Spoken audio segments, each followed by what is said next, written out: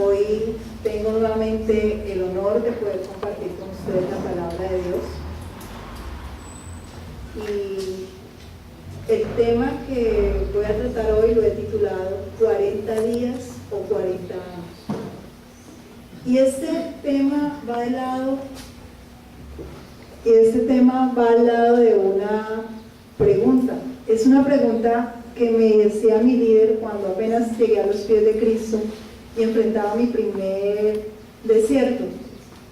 Y cuando llegaban esos momentos en los que estaba desesperada o momentos en los que consideraba que eso que yo le había pedido al Señor me parecía ya imposible, que no iba a llegar, ella me hacía una pregunta muy puntual: ¿cuánto tiempo deseas estar en este desierto? ¿40 días o 40 años? Y esa pregunta siempre se convertía en un motor para volver y arrancar, porque definitivamente no quería estar ahí 40 años. Y es la pregunta que hoy vengo a hacerle a ustedes y que me hizo el Señor la semana pasada, y la razón por la cual el tema que pensaba preparar cambió y se convirtió en este. ¿Cuánto tiempo desean estar ustedes en el desierto en el que están pasando? ¿40 días o 40 años? Y es importante que tengamos en cuenta que siempre vamos a pasar por el desierto. O sea, no es algo opcional. Siempre vamos a tener que pasar por un desierto. Y tanto es así que el mismo Señor Jesucristo pasó por el desierto 40 días. Él estuvo en el desierto 40 días. Que nosotros no quisiéramos pasar por ahí es diferente. Pero si ustedes recuerdan, en la prédica que tuve el honor de compartir con ustedes en la ocasión anterior, hablábamos de la necesidad de las pruebas. Decíamos que las pruebas eran necesarias.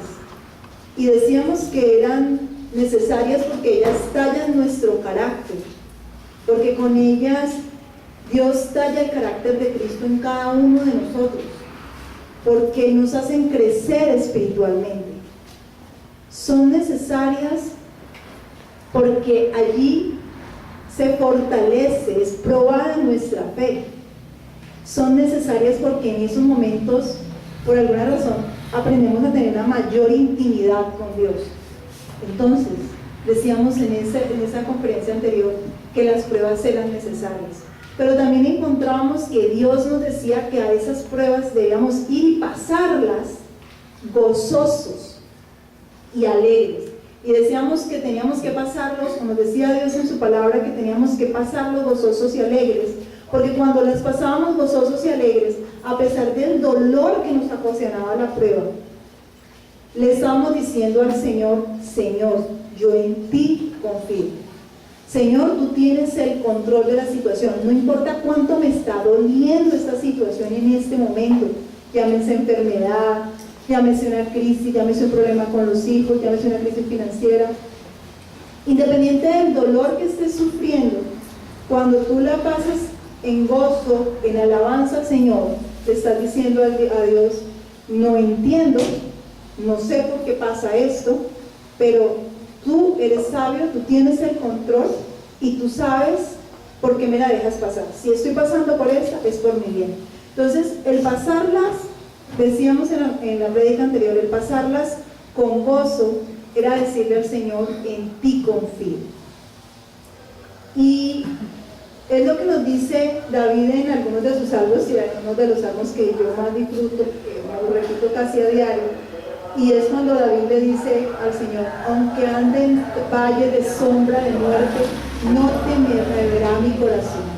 O cuando le dice en el Salmo 27: aunque contra mí se levante guerra, yo estaré confiado.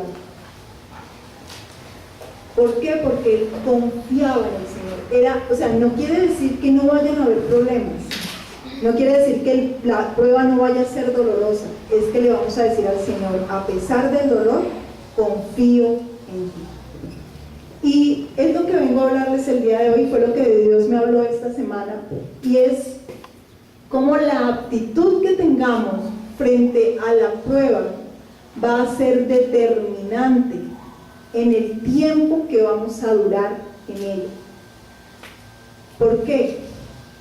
Porque cuando usted la pasa sin alabar, sin agradecer, culpando a Dios, esa prueba no va a cumplir su objetivo y entonces se va a extender en el tiempo.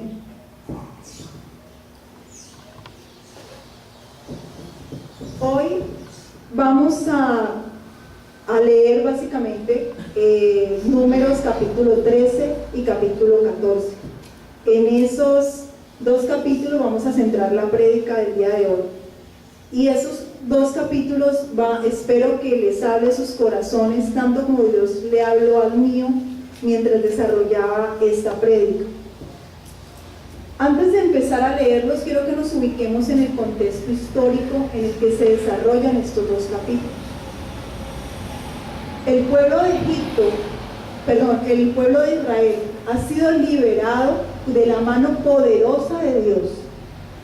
Ellos han visto cómo Dios a través de las plagas ha sometido la voluntad del faraón y lo ha obligado a dejarlos en libertad. Obligado textualmente. Y no solo a dejarlos en libertad, ellos han sido testigos directos de que los ha enviado con riquezas, porque los han implantado bienes, los mismos habitantes de Egipto, al pueblo de Israel para que salga. Ellos han sido testigos de cómo Dios los saca de Egipto, los lleva y los hace pasar por el mar, y abre el mar y los deja pasar a ellos por el mar como si fuera tierra firme, y cómo luego cierra el mar para destruir al ejército más grande y poderoso de la época. Son testigos directos. Son testigos directos de cómo Dios los ha acompañado de día y los ha guiado de día con una nube en el día y con una columna de fuego en la noche. Han sido testigos directos porque han comido el maná que Dios diariamente les ha proveído durante este tiempo. Han sido testigos directos de ver aguas amargas, de probar aguas amargas y luego beberlas y poder disfrutarlas. Han sido testigos directos. Y es a este pueblo al que Jehová, si los que tengan la Biblia pueden abrirla en Números capítulo 13, versículo 1 y 2, y dice, Jehová habló a Moisés diciendo: envía tú hombres que reconozcan la tierra de Canaán, la cual yo doy a los hijos de Israel. De cada tribu de sus padres enviaréis un varón, cada uno príncipe entre ellos. Si observan el resaltado, reconozcan. O sea, es un hecho que Dios les está diciendo. Ese Dios, con esa mano poderosa que los sacó de Egipto, es el Dios que les está diciendo: háganme el favor, vayan, reconozcan esa tierra, o sea, es de ustedes, yo se las voy a dar.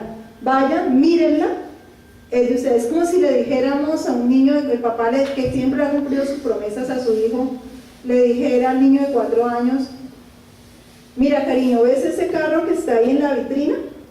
Ve, súbete, es de baterías, móntate, pruébalo, es tuyo, yo te lo voy a dar. Le aseguro que ese niño, cada vez que pase por esa vitrina con sus amiguitos, le dice: ese carro es mío, mi papá me lo va a dar. El niño no va a pensar: ¿será que mi papá va a tener la plata? ¿Será que mi papá me va a cumplir? Para ese niño de 4 años, eso que su papá le dijo es un hecho. Es lo que Dios esperaba del pueblo de Israel, y es lo que Dios espera de nosotros cuando Dios nos ha hecho una promesa. Entonces Dios les dice: envía a tus hombres que reconozcan la tierra de Canaán, la cual yo doy a los hijos de Israel. Yo doy. Les está diciendo, es un hecho cierto. Luego vamos a avanzar al mismo capítulo 13, versículos 25 y 26, y vemos que dice: y volvieron de reconocer la tierra al fin de 40 días. ¿Cuánto tiempo duraron ellos reconociendo la tierra? 40 días. ¿Quiénes duraron reconociéndola? Los 12 príncipes, que eran uno representante de cada tribu de Israel.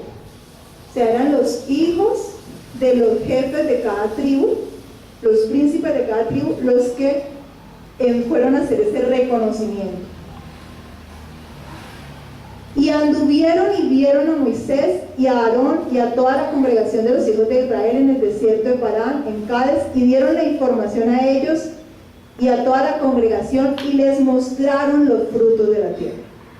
O sea, le están diciendo, mire, lo que Dios nos dijo que nos iba a dar, esa tierra que parecía como salida de cuento, que parecía que leche, tierra que daba leche y miel, aquí están los frutos. Esa tierra sí existe. Esa tierra es real.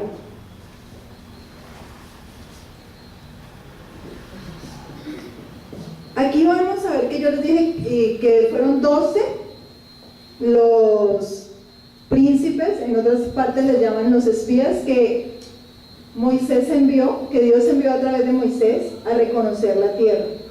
Y vamos a ver el informe que dan 10 de ellos, 10 de los jefes de esas tribus, 10 de los príncipes. Este fue el informe: fuimos al país al que nos enviaste, y por cierto que allí abunda la leche y la miel. Aquí pueden ver sus frutos. Comprueban lo que acabo de decirles. Le están diciendo, es cierto, es un hecho, esa tierra realmente existe. Pero, ese pero es como cuando llegan y borran algo que está bien, y es como cuando la suegra va a conocer a la niña con la que va a salir su hijo, o el chico con el que está saliendo su hija, y llega y dicen, el joven es juicioso, es hasta buen mozo, es buena gente, es trabajador, hasta estudioso es el muchacho, pero ese pero, lo que le está diciendo es, a ver, ahí no es tan valioso, pero si yo se la detengo, no es tan valioso, es como que menosprecio, o sea, como por no ser grosero, entonces le digo lo bueno, pero, y cuando se siente ese pero, es como que le están diciendo, ay, mira, estás muy bonita y pero, ¿cómo estás de gorda? Ay, sí, tienes el cabello muy bonito, pero deberías de cortarte. Entonces, ese pero es como si cogieran un borrador y borraran las cosas buenas que te acaban de decir. Bueno, es exactamente lo que hacen estos espías, estos príncipes. Dicen, el pueblo que allí habita es poderoso y sus ciudades son enormes y están fortificadas, hasta vimos anaquitas allí. Anaquitas son, según lo que revisé, son los hijos, es cuando los hijos de Dios se juntan con las hijas de los hombres y dan los grandes gigantes y los grandes héroes de eso. Entonces, dice, hasta vimos anaquitas. Entonces, aquí cuando dicen, pero le están diciendo, bueno, Dios nos ha prometido algo, realmente la tierra existe, la tierra es buena, sí, da leche y miel, es una tierra maravillosa, pero la verdad no sé para qué nos trajo acá.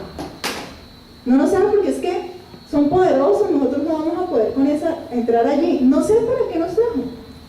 Empiezan de una a descalificar esa promesa. Y es lo que nosotros muchas veces hacemos cuando Dios nos ha hecho una promesa y empezamos como, Dios nos ha prometido que nos va a dar algo que les hemos estado rogando, les va a dar la salud que han solicitado tanto, va a dar esa restauración en ese matrimonio, esa restauración financiera, lo que sea que se les está pidiendo y que Dios les ha dicho, te lo voy a dar. Y empiezan, pero el médico dijo que me ve muy mal. Sí, pues sí, Dios proveerá, Dios proveerá, yo confío en que Dios proveerá.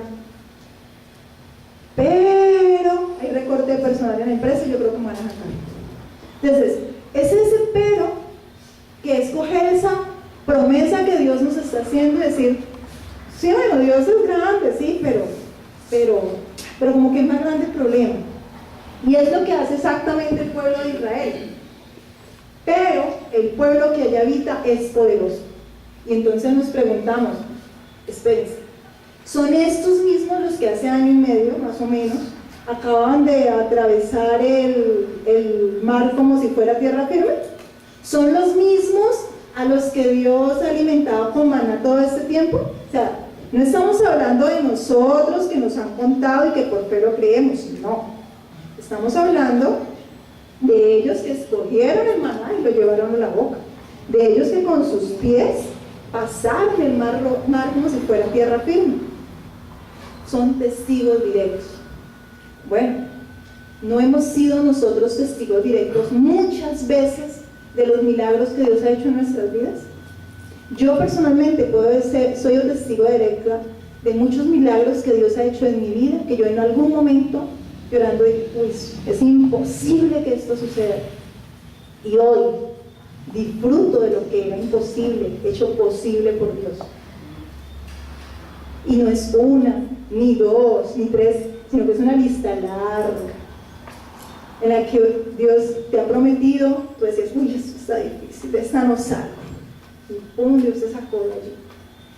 Entonces, así como decimos, oye, pero ¿cómo estos? Bueno, igual, como nosotros somos tan atrevidos muchas veces de decirle la promesa de Dios, pero entonces, ¿qué está pasando? Cuando ellos dicen, allí habitan un pueblo poderoso, están diciendo, ¿saben qué? Ese pueblo es más poderoso que Dios. Están mirándose a ellos mismos, están mirando sus posibilidades, no están mirando a Dios.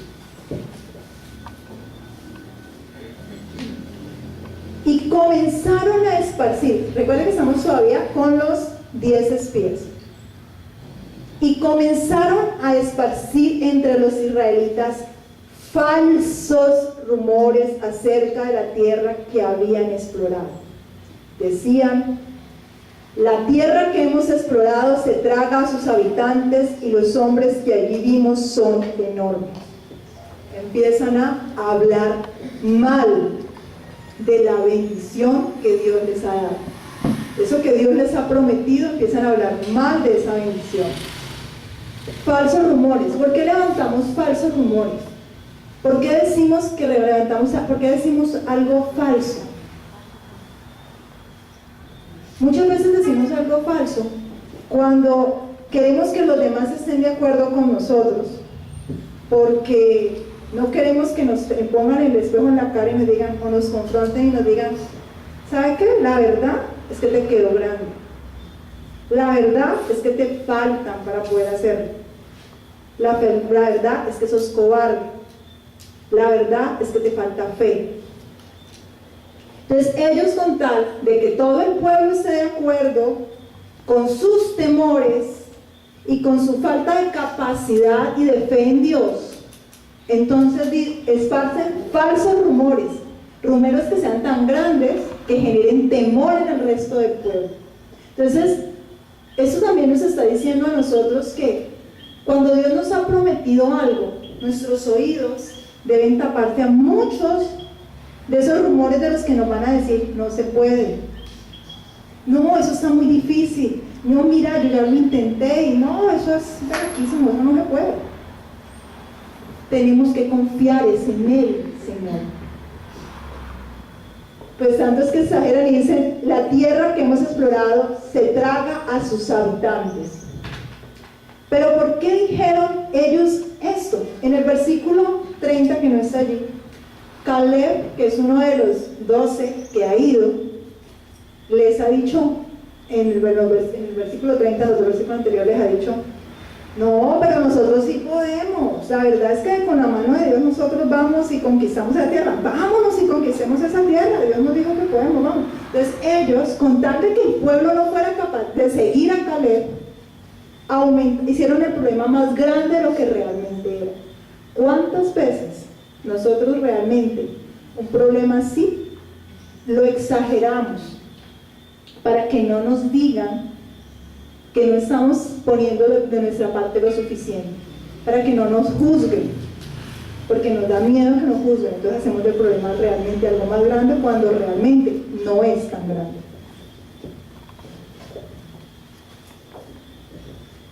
¿Qué pasa con el pueblo de Israel? En el capítulo 14, versículo del 1 al 3 vamos a ver, y dice: entonces toda la congregación gritó y dio voces, y el pueblo lloró aquella noche.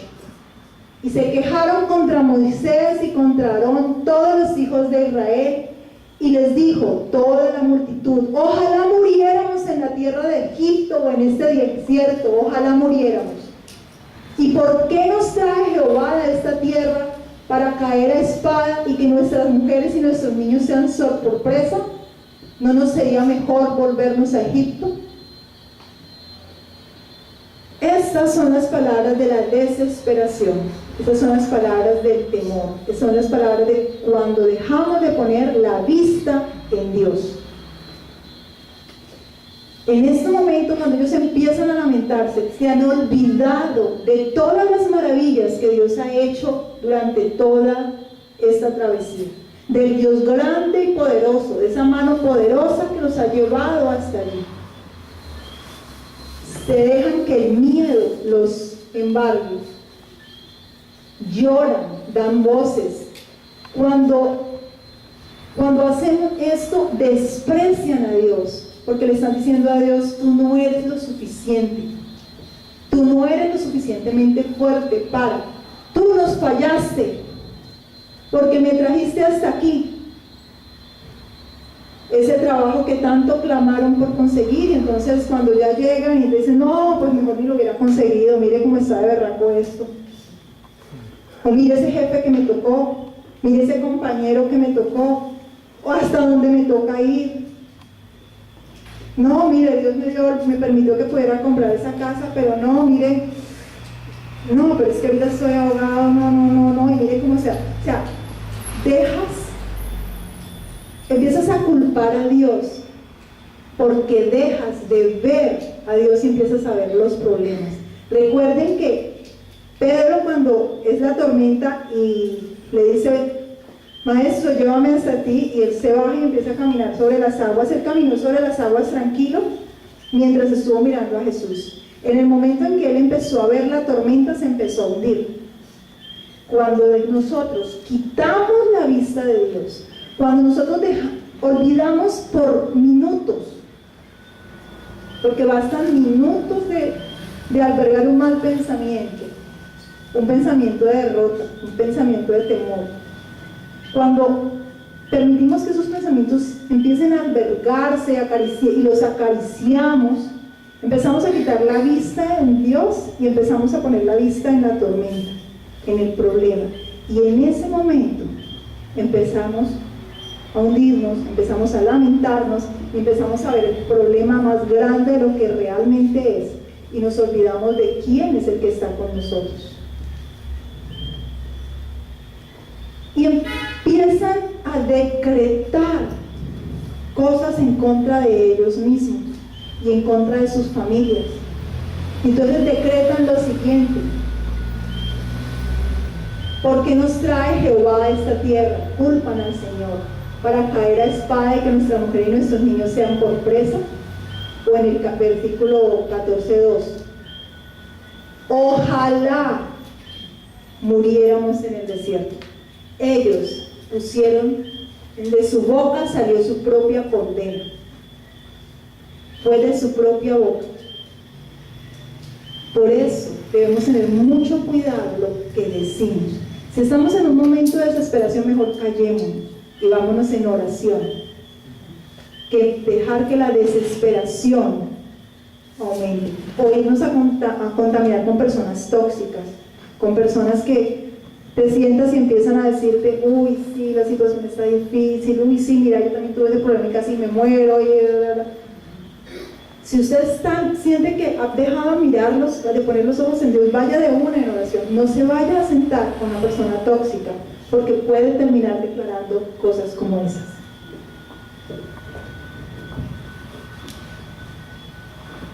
Pero vamos a ver una actitud totalmente diferente. Y esta actitud totalmente diferente viene también de dos príncipes, de Caleb y de Josué. Ellos también fueron a recorrer la tierra, ellos también vieron la tierra. Recuerden que en el versículo 30 yo les había dicho el 13:30, que cuando empezaron a dar voces y esos otros días empezaron a hablar lo mal de la tierra y que era imposible, Caleb les dijo, no, espere, nosotros sí podemos, el que está con nosotros nos va a sacar, nosotros sí podemos hacerlo. Pues miremos lo que dice Caleb y Josué.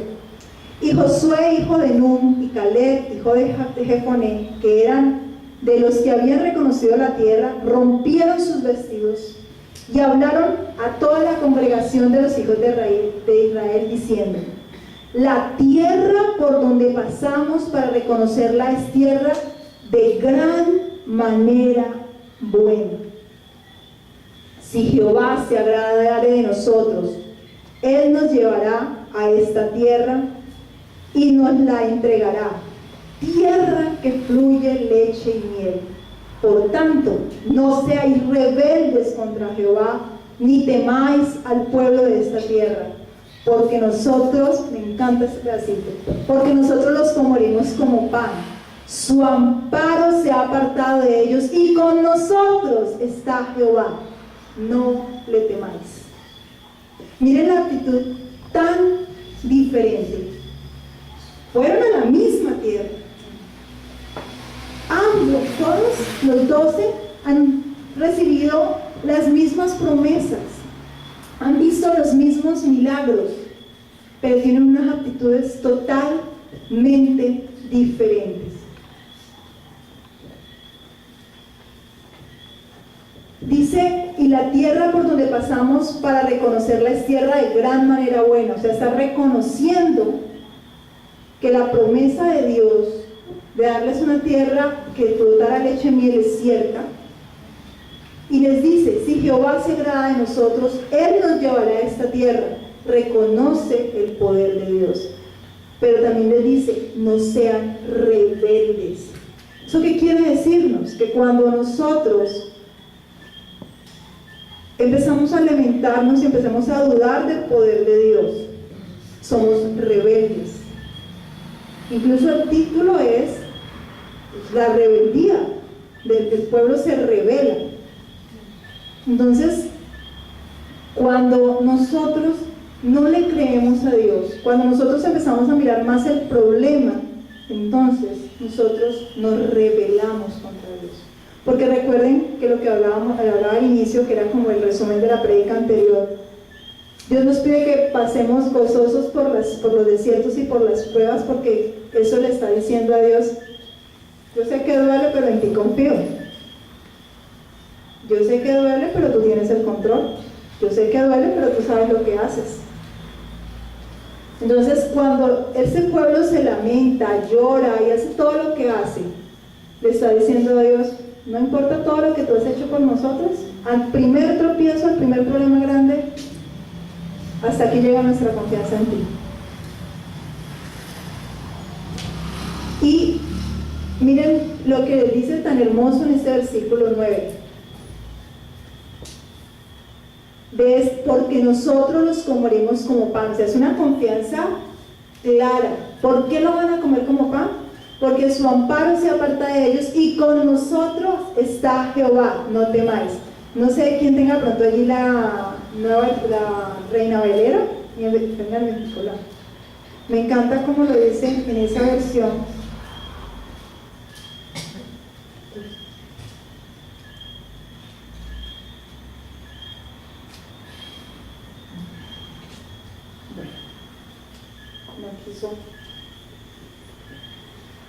Pero es algo como: Dios está con nosotros. O sea, no se preocupen, Dios está con nosotros.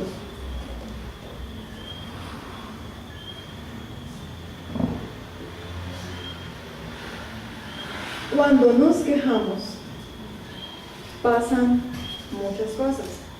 Y miraremos ahora, y quiero que esto lo tengan muy claro. Miren lo que Dios dice en el versículo 11. A mí este versículo me confrontó fuertemente, y fue casi el que hizo que esta prédica surgiera. Entonces el Señor le dijo a Moisés: ¿hasta cuándo esta gente me seguirá menospreciando? ¿Hasta cuándo se negarán a creer en mí, a pesar de todas las maravillas que he hecho entre ellos? Cuando nosotros, no es ya la interpretación que estoy dando, es la palabra textual de Dios. Es tal la palabra del Señor. Cuando usted o yo creemos que ese problema es más grande que Dios, cuando usted cree o yo creemos que la enfermedad es más grande que Dios, que esa promesa que Dios nos dio no la va a cumplir, entonces estamos menospreciando a Dios, porque le estamos diciendo, ¿sabe qué? Usted no es capaz de esto. Usted no es tan todopoderoso. Lo puedo alabar, le puedo cantar canciones muy bonitas, puedo decirle a todo el mundo lo poderoso que es el poderoso de Israel, todo. Pero a la hora de creerle, no te creo, te menosprecio. ¿Por qué lo menospreciamos? Porque se niegan a creer en quién, en Dios. Y porque a pesar de todas las maravillas que he hecho entre ellos. ¿Ustedes recuerdan que nos dice qué es la fe de Hebreos 11? La certeza. La certeza de lo que se espera y la convicción de lo que no se ve. ¿Qué nos dice luego? Sin fe es imposible agradar a Dios, porque es necesario que quien lo busca sepa que Él es galardonador de ellos. Entonces, si unes esto a ese versículo, entiendes por qué Dios se consideró menospreciado. Porque le está diciendo, no tengo fe en ti. Sin fe es imposible. Eso sí es imposible.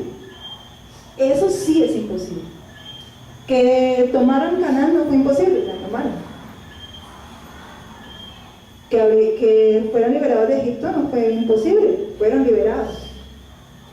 Que muchos matrimonios se han restaurado no es imposible, Dios lo ha hecho.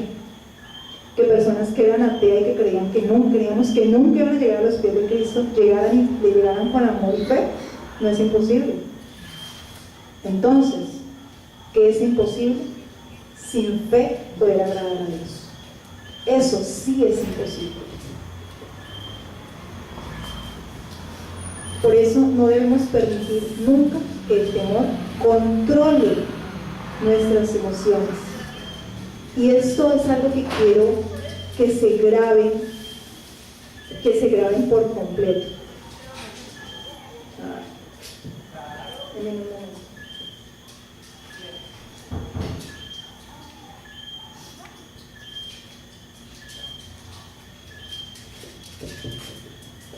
Ahora, según la actitud frente a la prueba, ahí vamos a tener la consecuencia.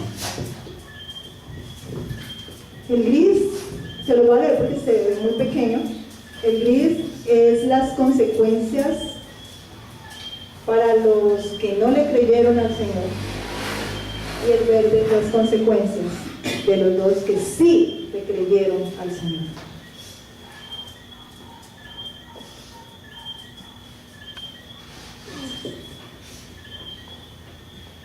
El Señor le respondió: me pides que los perdone y les perdono, pero juro por mí mismo y por mi gloria que llena toda la tierra, que aunque vieron mi gloria y las maravillas que hice en Egipto y en el desierto, ninguno de los que me desobedecieron y me pusieron a prueba repetidas veces verán jamás la tierra que les prometí. No la van a ver. Van a andar por el desierto durante 40 años y no van a ver la tierra. ¿Queremos eso nosotros? ¿Queremos que esas promesas que Dios nos ha hecho no nos lleguen? ¿O que tengamos que esperar 40 años para verlas? Les aseguro que cada vez que mi líder me decía eso, me pegaba un pellizco tremendo, porque soy la idea de estar 40 años en esa situación. Era lo suficientemente aterradora como para no quererla. Y sabía de muchas personas que habían estado años en la misma situación. Y Dios en 6 meses hizo lo que era imposible. Entonces, creerle a Dios es el mejor negocio que podemos hacer. La alabanza es creerle. La quejabanza no es alabanza. Una cosa es que yo le diga, que vaya yo a los pies de Cristo, que yo vaya al altar del Señor y le diga: Dios, mira, esto me duele, esto me lastima, esto es derramar mi corazón. Y otra es que vaya y le diga: Dios, ¿hasta cuándo? Mira que no me cumpliste, tú me dijiste que me iba así, mira el lío que me estás metiendo. Eso es diferente. Es muy diferente. Pero mire las consecuencias. En el 29 decimos: los cadáveres de todos ustedes quedarán tirados en este desierto. Ninguno de los censados mayores de 20 años que murmuran contra mí tomarán posesión de las tierras que les prometí. La exploración del país duró 40 días. Así que ustedes sufrirán 1 año por cada día. 40 años llevarán a cuestas su mandato.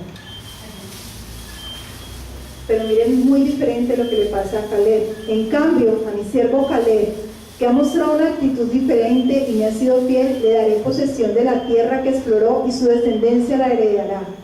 Solo entrarán a ella Caleb, hijo de Jefone, y Josué, hijo de Nun. También entrarán en la tierra los niños que ustedes dijeron que serían botín de guerra, y serán ellos los que gocen de la tierra que ustedes rechazaron. Voy a compartir con ustedes esto que ven allí, son unas hojitas. Quiero que les coloquen al lado donde están esas líneas, coloquen allí esas promesas que Dios les hizo algún día y que ustedes en su momento consideraron imposibles, que no iban a llegar nunca, y que efectivamente llegaron a sus vidas. Y que por favor las guarden en su billetera. Cada vez que deseen quejarse, cada vez que quieran elevar una quejabanza, cada vez que quieran considerar que es imposible algo que Dios les ha prometido hoy en el desierto, que hoy estén pasando o que en el futuro llegaren a pasar, saquen esa hojita y miren todas esas promesas que Dios les dijo que les iba a dar y que efectivamente lo hizo.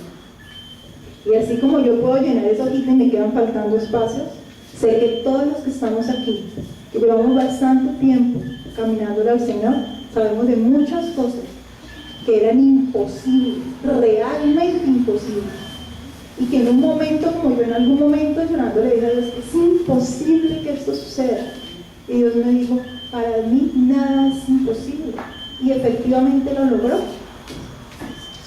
Y no son unas, sino muchas. Entonces, cada vez que tengan ese deseo de considerar que algo es imposible, sáquenla y recuerden ese versículo. Cuando ustedes o cuando yo decimos que algo es imposible para Dios, cuando decimos que una promesa que Dios nos ha hecho no nos va a llegar, estamos menospreciando y le estamos diciendo: ¿sabe qué? Me quedo 40 años en este desierto.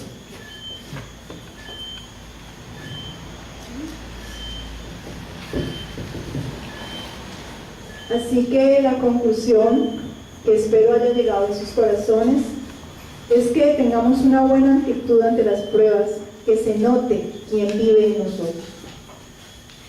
Recordemos que en nosotros vive Cristo.